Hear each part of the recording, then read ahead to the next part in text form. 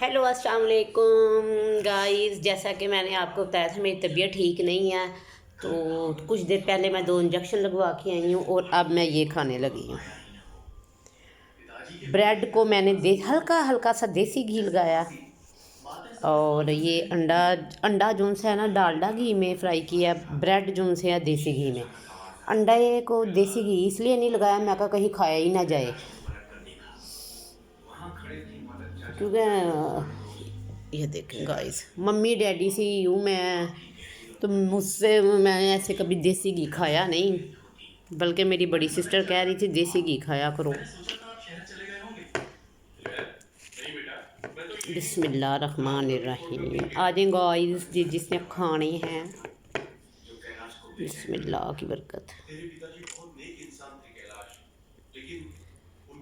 साथ साथ मैं ना एलडी लगाई हुई है। साया किस तरह का साया? तेरे पिताजी की मौत बरसात की उस रात हुई थी ना, उसी दिन से गांव में अजीब घटनाएं शुरू हुई। रात को लोग दीवारों पर चलती परछाइयां देखते हैं।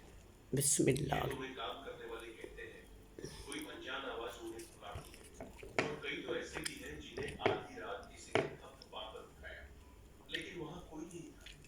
कैलाश के गले में सूखापन सा आ गया। लेकिन चाचा, ये सब तो बस लोगों का वहम भी हो सकता है। नहीं कैलाश, ये वहम नहीं है। इस गांव में कुछ ऐसा है जो मरने के बाद भी चैन से नहीं सो पाया, और शायद ये सब तेरे पिताजी की मौत से ही जुड़ा। और गाइस कैसे हैं आप सब? कैलाश हैरान रह गया। उसे याद आया बरसात की वही रात जब पिताजी मोहन को खाना देने गए थे, और वापस लौटते समय बिजली गिरने से उनकी मौत हो गई थी। आप सब सोच रहे होंगे कि ये रात के टाइम अंडा ब्रेड, बस मेरी तबीयत ठीक नहीं ना, इसलिए फिर। आप कहना क्या चाहते हैं?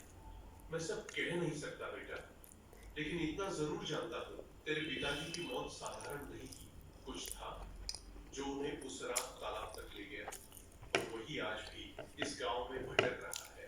कैलाश की रूह कांप उठी। आंगन के चारों ब्रेड को हालांकि मैंने हल्का हल्का सा घी लगाया, देसी अजीब सी आ रही है। क्या करूं, खाना तो है ना।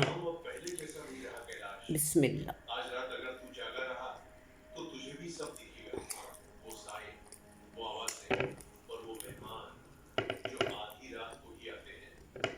कैलाश को लगा जैसे उसकी सांसें रुक गई हों। उसने मदन चाचा की आंखों में देखा, वहां सिर्फ अंधेरा था, गहराई थी, और ऐसा रहस्य जिसे कैलाश कभी समझ नहीं पा रहा था। लेकिन उसे ये नहीं पता था कि असली डर तो अभी शुरू भी नहीं हुआ है। उस रात मदारपुर का हर कोना जैसे कोई राज छुपाए बैठा था। कैलाश को लगता रहा कोई है जो उसे देख रहा है, और ठीक आधी रात को वो राजा उसके सामने आने वाला था। मदन चाचा से बात करने के बाद कैलाश घर के अंदर चला गया। दीवारें पुरानी थी, छत से टप टप पानी टपक रहा था। उसने दिया जलाया और चारपाई पर बैठ गया। आज का दिन बहुत लंबा रहा, लेकिन मदन चाचा की बातें दिमाग से निकल ही नहीं रही। क्या सच में पिताजी की मौत के पीछे कोई राज है? वो सोच ही रहा था कि अचानक खिड़की के बाहर से फुसफुसाने जैसी आवाज आई। कैलाश, कैलाश, कौन है वहां? लेकिन खिड़की के बाहर सिर्फ अंधेरा था।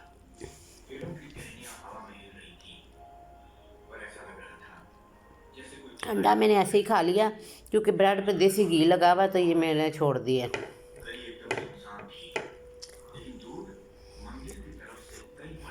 खाया नहीं जा रहा है। ये कौन लोग हैं? वो कोई इंसान नहीं थे। अभी हल्का सी घी लगाया, मतलब बहुत ज़्यादा नहीं लगाया कि नुचड़ रहे हों घी में।